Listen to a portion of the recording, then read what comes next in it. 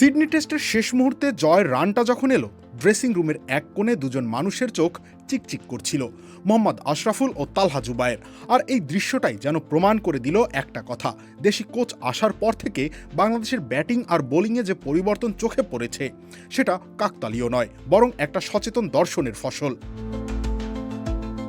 এই দুজনের সাফল্যটা কোনো বিচ্ছিন্ন ঘটনা নয়, বিসিবির একটা বড় পরিকল্পনার অংশ। বছরের পর বছর ধরে বিদেশি কোচদের সঙ্গে বাংলাদেশের খেলোয়াড়দের যে দূরত্বটা থেকে গিয়েছিল তার মূলে ছিল ভাষা আর মানিয়ে নেওয়ার সমস্যা। বেশিরভাগ তরুণ ক্রিকেটার ইংরেজিতে স্বচ্ছন্দ নন, ফলে বিদেশি কোচের কথাই যদি বুঝতে না পারেন, নিজের সমস্যাটা তাকে কিভাবে বোঝাবেন। আর টেকনিক্যাল সাইকোলজিক্যাল যে সংকটগুলো একান্তে বসে খোলাখুলি আলোচনা করা দরকার, সেখানে একজন রাগী হেডমাস্টার নয়, তরুণদের দরকার হয় একজন বন্ধু, একজন বড় ভাই। এই উপলব্ধি থেকেই বিসিবি এখন ধাপে ধাপে গড়ে তুলছে দেশি কোচদের একটা বলয়। মাহমুদুল্লাহ রিয়াদ এখন যুবদল ও হাই পারফরমেন্স ইউনিটের মেন্টর, ইমরুল কায়েস যুক্ত হয়েছেন সহকারী কোচ হিসেবে। যাদের খেলতে দেখে এই প্রজন্মের ক্রিকেটাররা বড় হয়েছে, ফলে একটা আইডলাইজেশনের জায়গা থেকেই তরুণরা তাদের কথা শোনে, মানে। আশরাফুল আর তালহা জুবায়ের এই বৃহত্তর কাঠামোরই সবচেয়ে উজ্জ্বল দুই মুখ। গল্পটা অবশ্য শুরু হয়েছিল অবিশ্বাসের চাদর গায়ে জড়িয়ে। শন টেট পারিবারিক কারণ দেখিয়ে হঠাৎই সরে দাঁড়ালেন, আর তার জায়গা নিলেন তালহা জুবায়ের, যাকে অনেকেই তখন চিনতেন না ভালোভাবে।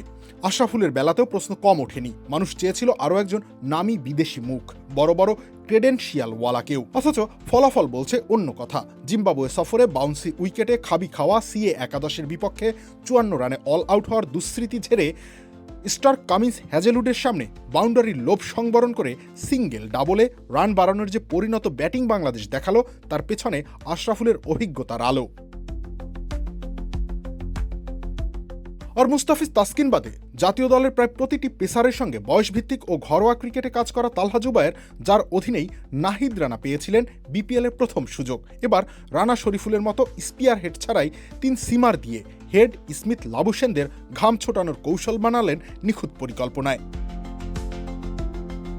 আর ভারতের ইতিহাস তো এই স্বপ্নকে আরও জোরালো করে। গৌতম গম্ভীরের আগে সেই চেয়ারে বসেছিলেন রাহুল দ্রাবিড়, নিজেদেরই সাবেক ব্যাটিং কিংবদন্তি। তার কোচিংয়ে 2024 সালে বারবাডোজে টি20 বিশ্বকাপ জিতে 11 বছরের আইসিসি ট্রফি খরা ঘোচায় ভারত। বিদেশি মোড়ক ছাড়াই নিজেদের ঘরের মানুষ দিয়েই সেদিন বিশ্বজয়ের স্বপ্ন সত্যি করেছিল টিম ইন্ডিয়া। তাহলে প্রশ্নটা এখন আর অমূলক থাকে না। রাহুল দ্রাবিড় যদি ভারতকে 11 বছরের খরা কাটিয়ে বিশ্বকাপ এনে দিতে পারেন, আশরাফুল তালহারা যদি অস্ট্রেলিয়ার মাটিতে ইতিহাস লিখে ফেলতে পারেন, তবে বাংলাদেশও কি একদিন স্বদেশি কোনো কোচের হাত ধরেই দেখবে না আইসিসি ট্রফি হাতে তোলার সেই চিরকাঙ্ক্ষিত মুহূর্ত? রবিউল ইসলাম রনি, খেলা 71।